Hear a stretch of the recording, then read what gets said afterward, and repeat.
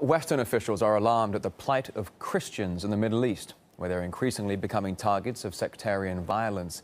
Britain's faith minister says the turbulent region is now seeing an exodus of biblical proportions, with Christians under threat of becoming extinct in some countries. RT's Paula Sleer reports. For many Christians in the Middle East, the Arab Spring has been wintry at best. The International Society for Human Rights says that 4 out of every 5 acts of religious discrimination in the world today are perpetrated and carried out against Christians. Nowhere is this more acutely felt than in the Middle East and North Africa. If you look at Syria, for example, where 10% of the total population is Christian, a third of them have already fled from the civil war that started 2 years ago, and that number continues to grow. After the murder of Father Basilius Nasser last year in 2012, the threats and the persecutions of Christians escalated, so much so that many today say the nightmare facing the Christians of Syria is the same nightmare that the Christians of Iraq have been living under since the invasion in 2003. I believe it is all systematic and planned, forcing Christians to leave. In Iraq, for instance, less than 200,000 Christians remain. We do have concerns.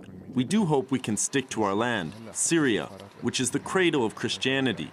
We also hope that the Pope and heads of Christian denominations shall call for denouncing violence and adopting dialogue. In August this year, the Christian town of Malula outside Damascus was attacked by rebels. Tens of soldiers were killed and many residents fled. It's still not clear how many of them have not returned to the village and where in Syria they have been displaced. Earlier, I visited the town of Homs, where a Syrian soldier took me to the front line and showed me the damage the rebels had carried out against a local church. This is the church. Unfortunately, it was not like that before. Look at this destruction and mess. From here, the explosions were coming down on people praying. Of course, people started crying out for help from us. The priest was right here, and they were captured here in the church. Elsewhere in Egypt, the Muslim Brotherhood supporters have blamed Christians for the army's ouster of their president Mohamed Morsi. More than 100 Christian sites were attacked and some 42 churches razed to the ground.